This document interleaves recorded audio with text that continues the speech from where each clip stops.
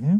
오늘 하나님께서 저희에게 주시는 말씀은 요한복음 9장 17절 말씀입니다. 신약성경 161페이지에 있습니다. 9장 17절입니다. 우리 함께 읽겠습니다. 시작. 이에 맹인되었던 자에게 다시 묻되 그 사람이 내 눈을 뜨게 하였으니 너는 그를 어떠한 사람이라 하느냐? 대답하되 선지자니이다 하니. 아멘. 네, 다 자리에 앉으시겠습니다. 할렐루야. 반갑습니다. 반갑습니다. 지원자매님 반갑습니다. 반갑습니다. 오늘 함께 예배하시는 모든 분께, 그리고 여러 형편과 상황 속에서도 하나님을 간절히 찾고 신실하게 예배하시는 모든 분께 하나님께서 큰 은혜 부어주심을 예수님 이름으로 선포합니다. 아멘. 예, 오늘은 구원받은 사람의 당당함이라는 제목으로 함께 은혜를 나누겠습니다. 날 때부터 시각장애인이었던 사람이 있었지요. 사람들은 그 사람을 보고 말합니다. 저 사람이 날 때부터 시각장애인으로 태어난 것은 자기 자신의 죄로 인함입니까? 그 아버지의 죄로 인함입니까? 이렇게 말하지요. 누구의 죄로 인해서 저 사람이 저런 고통을 받고 있습니까? 라고 말합니다. 그때 주님께서는 그렇게 말씀하시지요. 아니다. 이 사람이나 그 부모의 죄로 인해서 저가 지금 시각장애인이 된 것이 아니다. 이 사람을 통해서 하나님이 하시는 일을 나타내시기 위함이다. 이렇게 말씀하시지요. 그리고 그 시각장애인, 나 태어날 때부터 시각장애인 그 사람에게 더 가까이 다가가시지요. 그리고 땅에 침을 뱉으셔서 진흙을 만드시고, 만드신 그 진흙을 가지고 그 시각장애인의 눈에 만져주시지요. 그러니까 손으로 만질 정도면 엄청나게 가까이 가신 것이지요.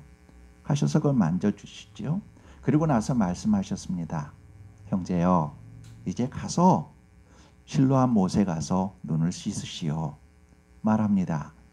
그러자 그 시각장애인은 실로암 못에 가서 눈을 씻고 밝은 모습으로 왔습니다.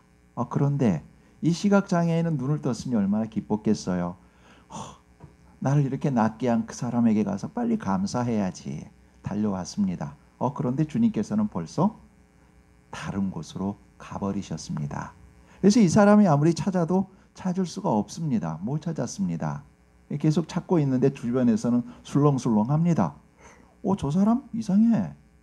전에 여기서 시각장애를 가지고 구걸했던 그 사람 같아. 그러니까 옆에 있는 사람이 말합니다. 에이, 무슨 소리야. 어떻게 시각장애인이 눈을 뜨니? 그때 그 사람은 태어날 때부터 시각장애인이었는데 말도 안 되는 소리 하지 말어. 비슷한 사람일 거야. 말합니다. 그 소리를 듣고 있었던 그 눈뜬 사람, 새 빛을 보게 된 그 사람이 말합니다.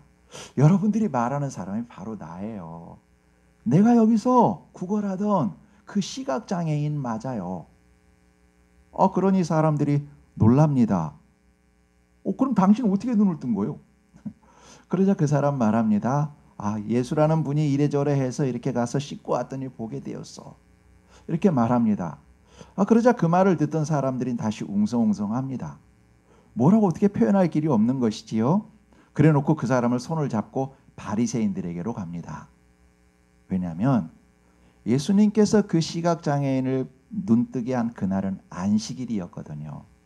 아시는 바와 같이 유대인들에게는, 특히 바리새인들에게는 안식일에 병 고치는 것은 일이었고, 일을 하게 되면 안식일을 범하는 사람입니다. 죄인입니다. 그렇기 때문에 사람들이 그 사람, 눈뜬 분, 그분을 데리고 바리새인들에게 갑니다. 그리고 나서 이 사람 눈 떴다고 말하니까 바리새인들이 말하지요. 너 눈을 어떻게 해서 뜨게 됐니? 묻습니다. 그러자 이 눈 뜨신 그분은 여태까지 있었던 일을 또 소상하게 얘기합니다. 똑같이 대답합니다. 그러자 바리새인들이 묻지요. 그래? 너 그렇게 눈을 떠졌단 말이지. 그러면 너를 눈뜨게 한 그 사람에 대해서 너는 뭐라고 말하니? 어떻게 말하니? 그렇게 말하자 그 바리새 그 눈뜬 그분은 말하지요. 선지자니이다. 오늘 저희가 함께 읽었던 본문이지요. 선지자니이다. 그럼 여기서 선지자니이다 이 말은 그냥 보통 옛 구약에 나오는 선지자다 이런 의미가 아닙니다. 지금 이분이 말하는 의미는 그분은 하나님께서 보내신 그리스도이십니다 라는 의미를 포함하고 있는 말입니다. 그래서 33절에 그 내용이 좀 더 상술되어 있습니다. 제가 읽어드립니다. 33절입니다. 이 사람이 하나님께로부터 오지 아니하였으면 아무 일도 할 수 없으리이다. 다시 말하면 이 사람은 이 예수라는 이분은 하나님께로부터 오신 분입니다. 하나님께 사명을 받으신 분입니다. 그리스도이십니다. 하는 이런 고백인 것입니다. 그것이 함축되어 있는 것이 지금 이분이 말한 선지자니이다 하는 그 말 속에 숨어 있는 것이지요. 이 사람은 선지자니이다. 그 말을 통해서 예수님은 그리스도이십니다 라고 말하는 것과 같지요. 바리새인들은 그 말을 듣자 화가 났습니다. 왜냐하면 어떻게 하든지 지금 예수라는 그분을 어떤 책을 잡아서 뭔가 좀 나쁘게 해야 되겠는데, 그런데 저 사람이 지금 예수님을 선지자라고 말하니까, 그리스도라고 말하니까 아마 그 위에 라면을 끓여도, 그 머리 위에서 라면을 끓여도 라면이 끓을 만큼 열받았지요. 자, 그래서 그 사람은, 그 바리새인들은 계속해서 묻습니다. 그리고 말합니다. 그 시각 장애인에게 대해서 어떻게 하면 자기네들의 논리가 옳은 것인지를 증명하기 위해서 그 시각 장애인에게 다시 말합니다. 마치 너 시각 장애인 아니었는데 괜히 시각 장애인이었다, 눈 떴다고 지금 말하고 있는 것이지. 이런 것으로 지금 몰아가고 싶어 합니다. 그래서 그 부모를 불러옵니다. 그 부모를 불러다가 묻지요. 지금 저 사람이 시각 장애인이었다가 눈 떴다고 하는데 이 사람이 당신 아들이 맞소? 그리고 정말 시각 장애인으로 태어난 것이 맞소? 묻습니다. 그러자 그 부모님들이 대답합니다. 예, 저 사람이 내 아들인 게 틀림없습니다. 맞습니다. 그리고 태어날 때부터 시각 장애인으로 태어난 것도 틀림없습니다. 그런데 지금 눈 뜬 것은 어떻게 해서 눈 뜬 것인지 모르겠습니다. 저 아이가 지금 저만큼 장성했으니 자기 일을 잘 알 것이고 자기가 그 눈뜨게 있는 사람을 알 것입니다. 그러니 그 사람한테 물어보십시오. 대답할 것입니다. 이렇게 부모들이 대답합니다. 그런데 그 부모들이 자기 아들 눈뜨게 한 사람이 누구인지를 모르는 것이 아닙니다. 알고 있습니다. 예수님이라는 걸 알고 있지요. 그럼에도 불구하고 자기네들은 모른다고 대답합니다. 왜 그런가 하면 22절에 나와 있는 것처럼 유대인들이 이미 바리새인들이나 종교 지도자들이 예수님을 그리스도라고 시인하는 사람에게는 출교하기로 결의했기 때문입니다. 뭐 출교하면 그 종교에서 나가는 거잖아요. 뭐 나가면 나가지 뭐 문제라고 이렇게 생각할지 모릅니다. 근데 당시에는 그렇지가 않습니다. 유대교회는 하나의 종교밖에 없잖아요. 출교는 곧바로 거의 죽음과 같습니다. 출교 당하는 사람은 회당, 그 모임, 그러니까 성경 말씀을 배우거나 하나님의 말씀을 배우는 그곳에 들어갈 수가 없습니다. 그리고 출교 당하는 사람하고 이야기를 하거나 밥을 같이 먹는 사람은 죄인 취급당했습니다. 그리고 출교당한 사람 2m 근방에 가지 못하게 했습니다. 그리고 그 사람하고 어떤 매매를 하거나 이 대화를 한다거나 역시 죄인 취급했습니다. 그리고 그 사람이 죽으면 울지도 못하게 했고 그 시체에게 돌 던지게 했습니다. 그러니까 출교라는 것은 엄청난 것입니다. 당시 사회에서는. 그러니까 그것을 알고 있는 그 부모로서는 지금 예수님이 이 사람을, 내 아들을 고쳤어 라고 말할 수가 없는 것이지요. 자, 그 부모는 바리새인들에게 그 유대교에서 출교당하는 것이 무서워서 내 아들에게 물어보시오. 그가 대답할 겁니다. 아들한테 모든 것을 떠넘기지요. 그래서 바리새인들이 다시 그 눈뜬 사람, 고침받은 사람에게 말합니다. 24절 후반입니다. 24절 후반절입니다. 너는 하나님께 영광을 돌리라. 우리는 이 사람이 죄인인 줄 아노라. 예수님에 대해서 하는 바리새인들의 말이지요. 너 지금 병 고침 받았는데 그 병 고침 받은 것은 하나님께 영광을 돌려라. 예수 그 사람 죄인이야. 이렇게 말하고 있는 것이지요. 그러자 그 고침 받은 사람은 말합니다. 25절입니다. 제가 읽어드리겠습니다. 그가 죄인인지 내가 알지 못하나 한 가지 아는 것은 내가 맹인으로 있다가 지금 보는 그것이니이다. 아멘. 자, 이렇게 지금 본인에게 일어났던 일을 담대히 말합니다. 그러자 바리새인들은 다시 말하지요. 자기들은 모세의 제자인데 예수는 어디서 왔는지도 모르는 사람이다. 그는 죄인이다. 계속 그것을 우기지요. 그때 고침을 받은 그 사람은 더욱 더 분명하게 예수님에 대해서 고백을 합니다. 우리 함께 30절에서 33절 함께 읽어보실까요? 30절에서 33절입니다. 시작. 그 사람이 대답하여 이르되 이상하다. 이 사람이 내 눈을 뜨게 하였으되 당신들은 그가 어디서 왔는지 알지 못하는도다. 하나님이 죄인의 말을 듣지 아니하시고 경건하여 그의 뜻대로 행하는 자의 말은 들으시는 줄을 우리가 아나이다. 창세 이후로 맹인으로 난 자의 눈을 뜨게 하였다 함을 듣지 못하였으니 이 사람이 하나님께로부터 오지 아니하였으면 아무 일도 할 수 없으리이다. 아멘. 네. 이처럼 그 고침받은 그 사람은 자신이 예수님께 고침받았음을 더욱 분명하게 말합니다.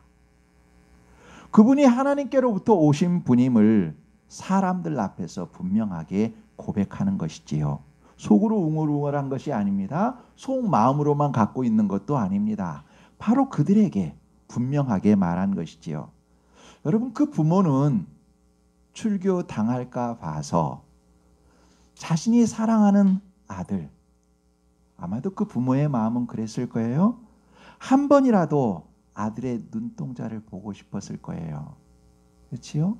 그리고 그 아이가 눈뜨게 될 수만 있다면 무엇이든지 다 할 만큼 자녀를 사랑했을 겁니다.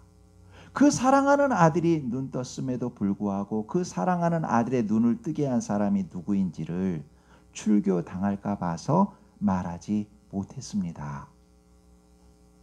그러나 이 사람, 주님을 통해 눈을 뜨게 된 이 사람은 달랐습니다. 아마 이 사람도 그 부모가 아는 것처럼 예수를 그리스도로 고백하는 사람은 출교당한다는 것을 알고 있었을 겁니다. 왜냐하면 시각장애인이었지 청각장애인인 것은 아니었거든요. 앞을 보지는 못했지만 주변에서 하는 소리는 들었거든요. 그리고 당시에 이슈가 되었던 것은 예수님이었거든요. 이곳저곳에서 하는 소리를 들었거든요.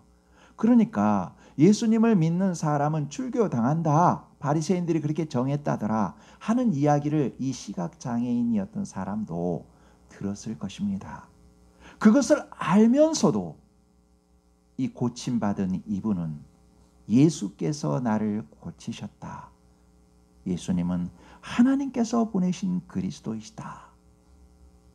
당당하게, 담대하게 고백하고 있는 것이지요. 여러분, 오늘 설교 제목이 구원받은 사람의 당당함입니다. 이 모습에서 설교 제목을 찾았습니다.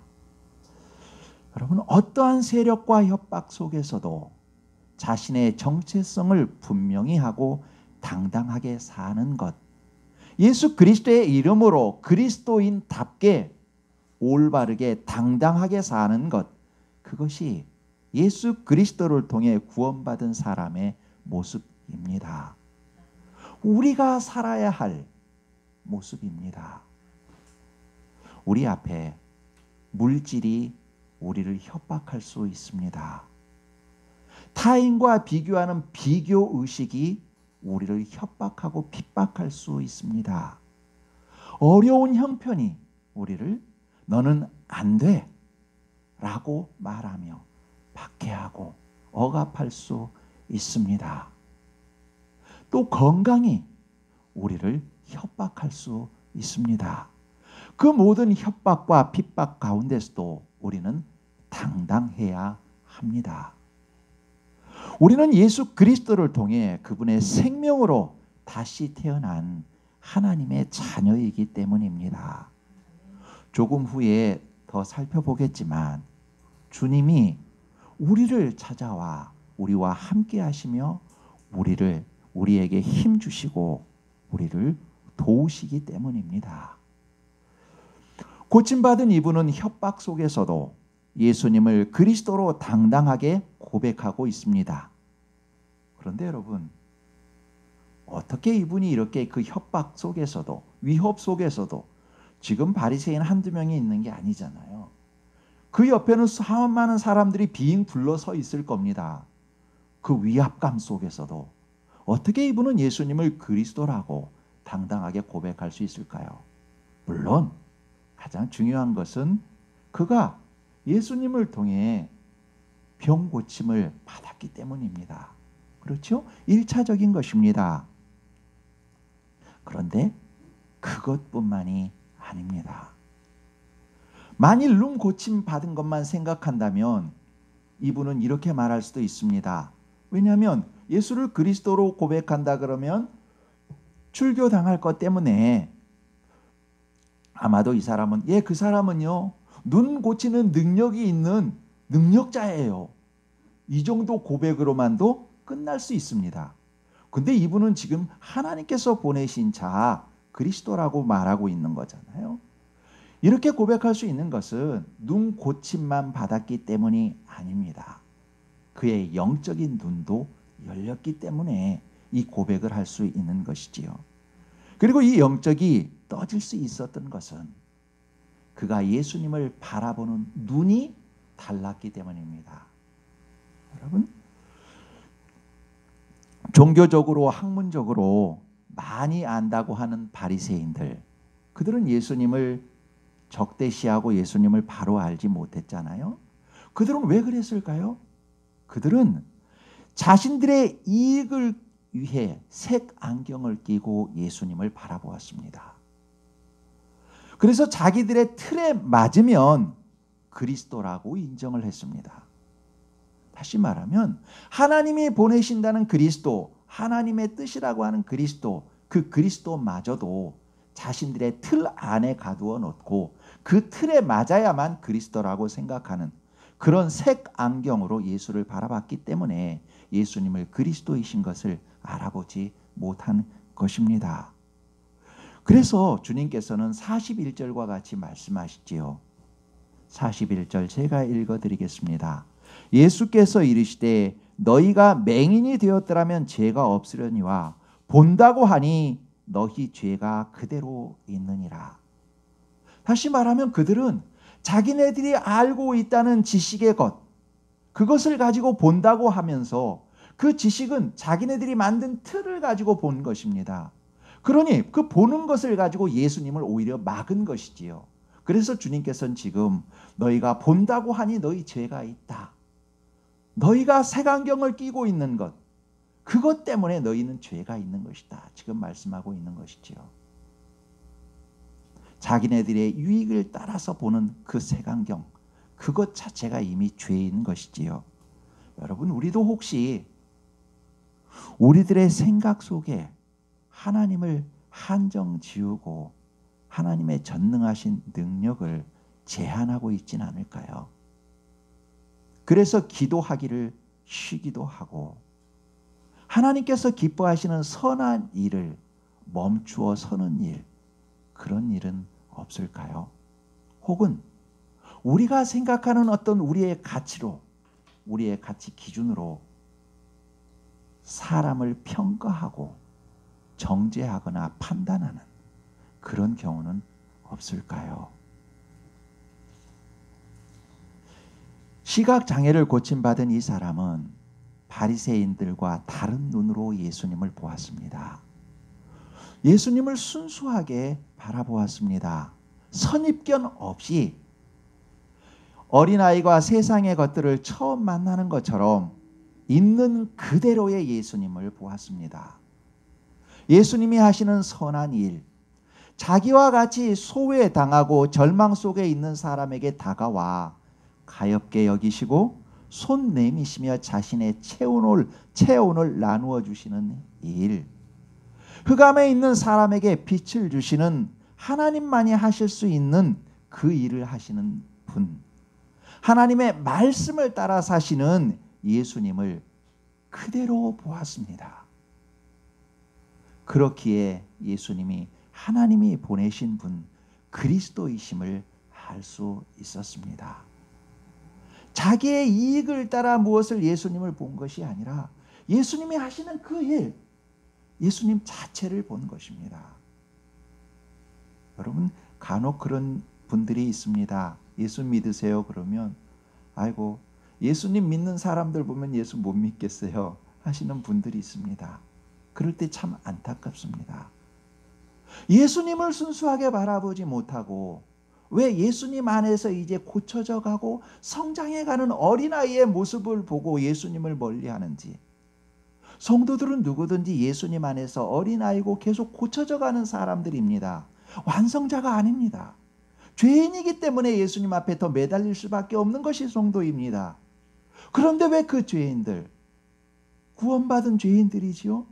예수님 이름으로 구원받았지만 아직도 성화되어가는 죄인의 그룹에 있는 사람들, 그 사람들을 보고 예수님을 바라보지 못하는지 안타깝습니다. 우리가 바라보아야 될 것은, 그리고 세상 사람들이 바라봐야 될 것은 교회도 아니고 성도도 아니고 예수 그리스도입니다. 예수 그리스도를 바라보고 나아가야 하는 것입니다. 예수 그리스도를 순수하게 맨투맨으로 예수님을 바라보고 나아가는 것입니다. 여러분, 시각장애에 고침받은 이분, 예수님을 하나님으로 당당하게 말하며 사는 것은 그렇기에 너무나 당연한 것이었습니다. 예수님을 순수하게 바라봤을 때는 예수님이 그리스도시구나, 그렇게 고백하는 것은 너무나 당연한 일이었던 것입니다. 더불어 그 당연함은, 그 당당함은 세상을 보는 눈을 다르게 합니다. 세상을 새롭게 보게 합니다. 우리 30절 한번 보시겠습니다. 30절 제가 읽어드리겠습니다. 그 사람이 대답하여 이르되 이상하다. 이 사람이 내 눈을 뜨게 하였을 때 당신들은 그가 어디서 왔는지 알지 못하는도다. 아멘. 여러분, 그 바리새인들이 예수님을 그리스도이신 것을 알지 못하자 이 눈뜬 분은 말합니다. 이상하다라고 말합니다. 여러분, 당연한 것을 당연하게 보지 못하니 이상하다는 것입니다. 눈뜬 이분은 예수님을 생각할 때 당연히 예수님입니다. 그렇게 당연하게 그리스도라고 말한 것입니다. 당연한 것을 당연하다고 말했는데 사람들은 그가 그리스도가 아니라 죄인이라고 말합니다. 그러니 이상합니다. 믿음 안에서 보면 당연한 일인데 믿음 밖에서 보면 이상한 일이라고 말합니다. 그러니 믿음 안에 있는 사람이 믿음 밖에 있는 사람을 보면 이상합니다. 이해가 되시나요? 그렇지요? 자, 예수 그리스도 안에서 사는 사람은 사랑하는 것, 그것이 너무나 당연합니다. 자신이 형편이 어렵더라도 자신보다 더 힘든 사람을 긍휼히 여기며 돕는 것은 너무나 당연한 것입니다. 나와 친밀한 관계가 없더라도 지극히 작은 사람, 그 한 사람을 예수님 이름으로 섬기는 것은 너무나 당연한 일입니다. 그런데 세상의 가치관을 가진 사람들은 말합니다. 너부터 챙겨. 곡간 한두 개 지어놓은 다음에 착한 일도 하고 돕는 일도 하는 거야. 너 주제넘는 짓 하고 있어. 정신 차려. 이렇게 말합니다. 이런 모습을 그리스도를 믿는 믿음 안에서 보면, 그리스도의 사랑 안에서 보면 이 말이 너무나 이상합니다. 지극히 작은 자, 나와 관계없더라도 그 사람을 돕는 것은 당연한 것인데 왜 그걸 가지고 핍박하지? 이상한 것입니다. 지금 시각장애에서 눈뜬 이분도 그 바리새인들과 주변에 있는 사람들이 이상한 것입니다. 그분이 분명 그리스도가 맞는데 왜 그 사람을 죄인이라고 말하지? 이상한 것입니다. 이처럼 예수님을 그리스도로 주님으로 믿는 사람은 세상을 다르게 봅니다. 세상의 가치관이 아닌 예수 그리스도의 마음을 담은 눈으로 세상을 봅니다. 육체와 영, 두 눈을 새롭게 뜬 이분은 권력과 학력, 가진 것이 많은 바리새인 앞에서, 자기 앞에 수많은 무리가 위협하는 그 앞에서 당당하게 예수님이 그리스도이심을 선포합니다. 이 사람의 말을 들은 그들은 이 사람의 이전 허물을 트집잡아 그 사람을 내쫓습니다. 34절입니다.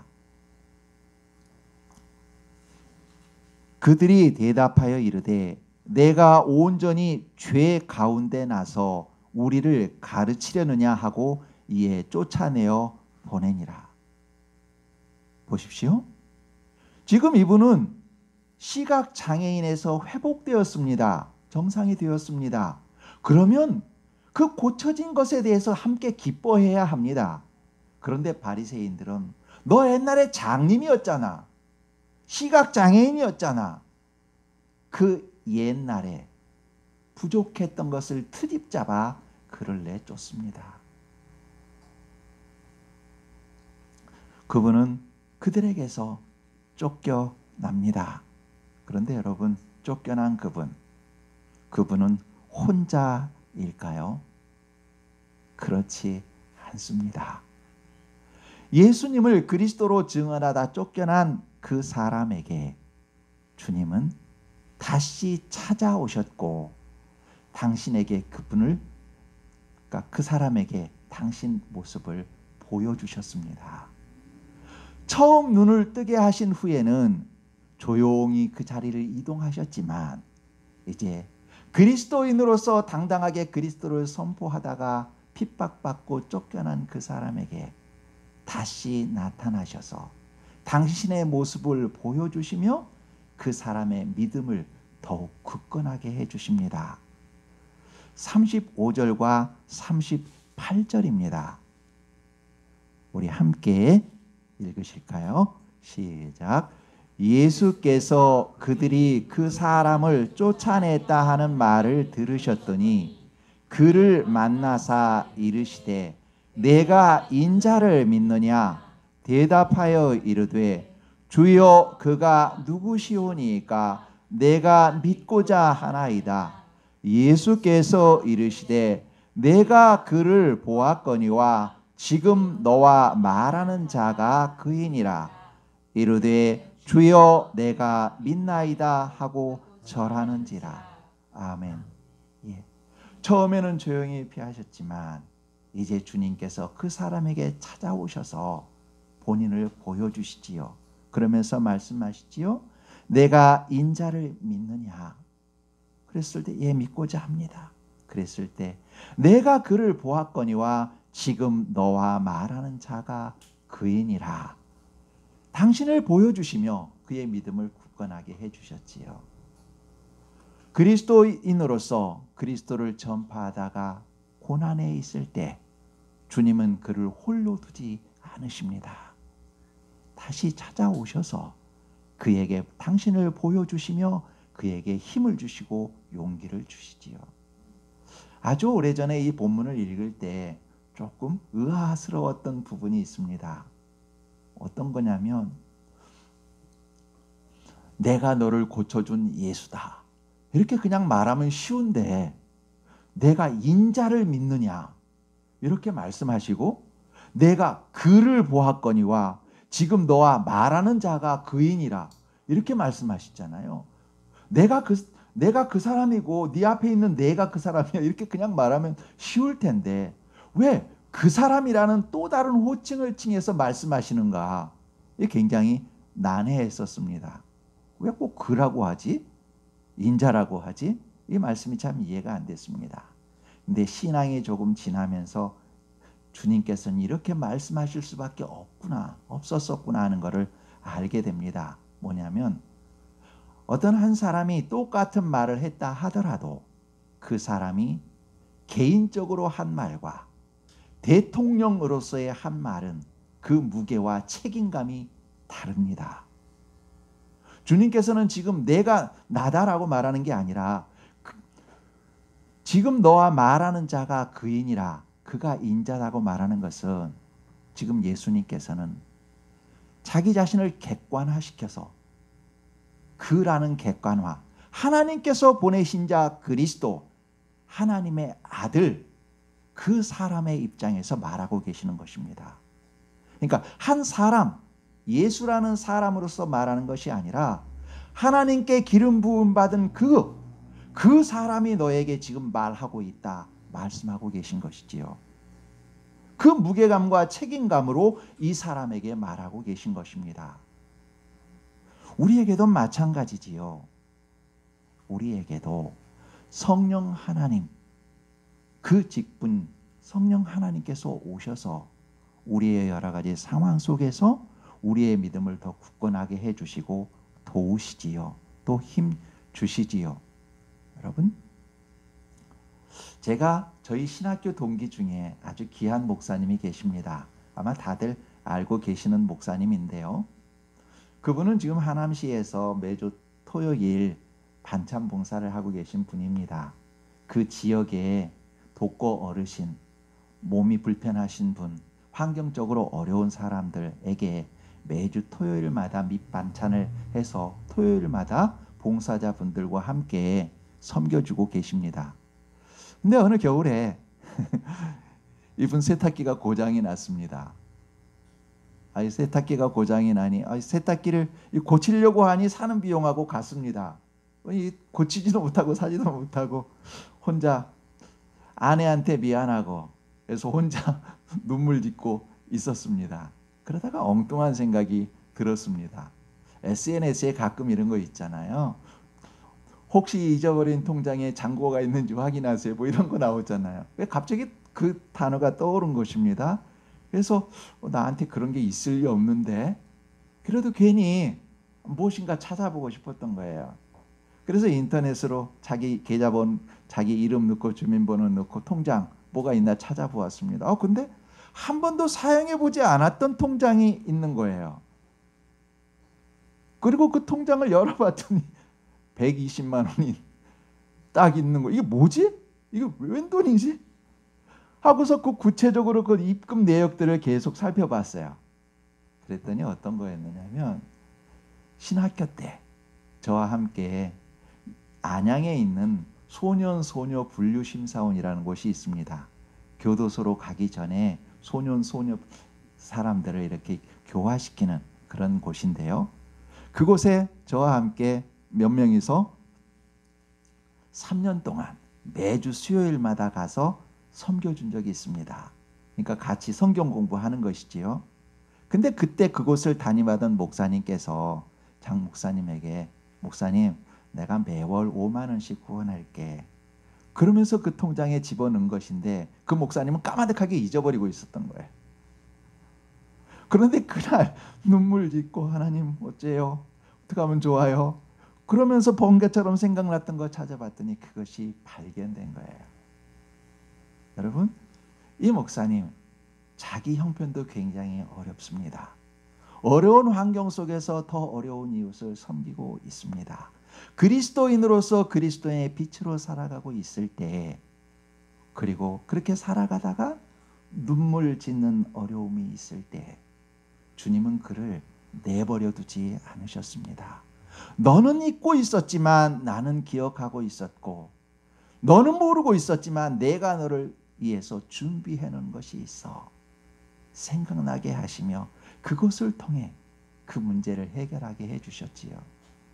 그렇다고 여러분 오해하시면 안 됩니다. 하나님은 언제나 그렇게 돈 꼼불쳐 놨다가 우리에게 돈 주시는 분이셔. 오해하시면 안 됩니다.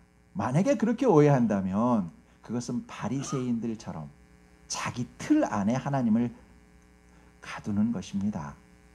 단지 그때 하나님이 보시기에 꼭 필요했고 하나님이 보시기에 합당했기에 하나님께서 그렇게 역사하신 것이지 늘 그런 식으로 역사하시는 것은 아닙니다. 중요한 것은 예수 그리스도의 이름으로 예수 그리스도의 사랑을 행하는 그 사람을 홀로 두지 않으신다는 것입니다. 우리 동기 목사님 중에는 또 귀한 분이 계십니다. 저 그래서 우리 동기들 생각하면 늘 행복합니다. 지금은 이제 나이가 차셔서 정년 은퇴를 하셨지만 군 목회를 하신 분이 계십니다. 군 목회를 하실 때 그분 처음에 갔을 때 정말 힘드셨다고 합니다. 군 목회라는 군 부대에 가서 사병들에게, 장교나 사병들에게 군 부대 안에 있는 예배당에서 예배 드리는 것을 말합니다. 주일마다 가서 목회하시는 거지요.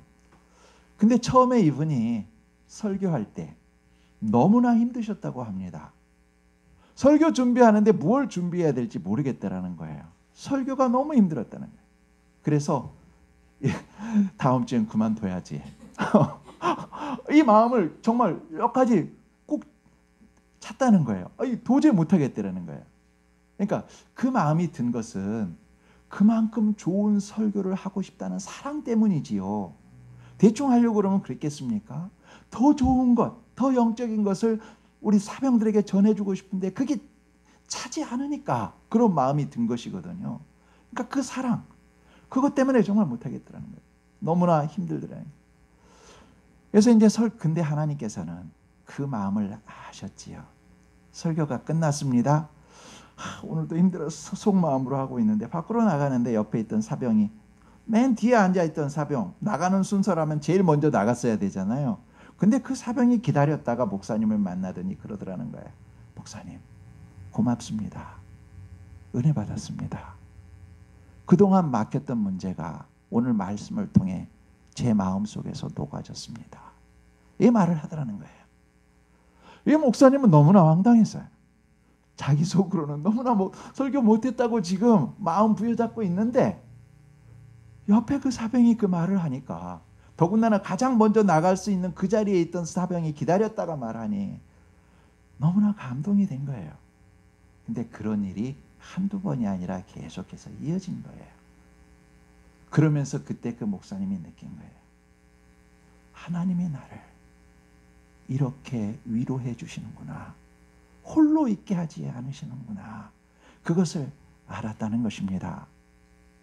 여러분, 오늘 주님께서 시각장애인 되었다가 고침받은 그분, 바리새인들에게 핍박받고 나와 있다가 홀로 있다고 생각하는 그분에게 주님께서는 나타나셔서 내가 크다 말씀하시면서 그의 믿음을 굳건하게 해주셨잖아요. 마찬가지로 제가 소개해드린 그분 목사님들에게도 믿음으로 살아가는 그 과정 속에서 어렵더라도 하나님께서는 다시, 예수님께서는 다시 그들에게 나타나셔서 믿음을 더해 주신 것이지요. 지금 이 자리에 계신 우리 성도님들, 제가 여러 번 대화 가운데서도 들었지만 어느 분은 차와 함께 물속에서 죽어가던 상황에서 하나님께 구원받으셨고, 어느 분은 정말로 해결하기 어려운 환경 속에서도 주님께 기도함으로 그 과정 속에서 해결함 받고 있는 그런 내용들을 잘 알고 있습니다. 하나님께서는 우리를 예수 그리스도의 이름으로 구원하셨다, 그걸로 끝? 아닙니다. 시간 속에서 예수 그리스도를 믿고 그리스도인으로 살아가고자 힘쓰는 그 사람에게 태를 따라 주님께서는 나타나시고 힘주시고 도와주십니다.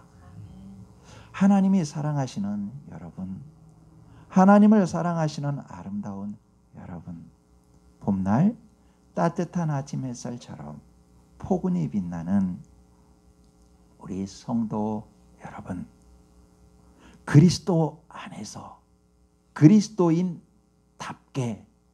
당당하십시다. 주님이 우리와 함께 하시며 도우십니다. 때로는 어려움이 오지만 요셉의 고난이 생명을 살리시기 위한 시간이었던 것처럼 고난은 지나가지만 하나님 앞에 신앙은 영원한 것입니다. 우리는 세상 풍조를 따르는 가벼운 사람이 아니라 오직 예수 그리스도의 눈과 마음으로 세상을 보며 세상에서 그리스도인으로 당당하게 살도록 부름받은 사람들입니다. 믿음과 소망과 사랑으로 살도록 부름받은 그리스도인입니다. 기도하겠습니다. 하나님 아버지, 고맙습니다. 저희는 예수 그리스도를 구주로 믿는 거룩한 성도이오니 그리스도인의 정체성을 분명히 하고 세상에 빛이 되게 하옵소서.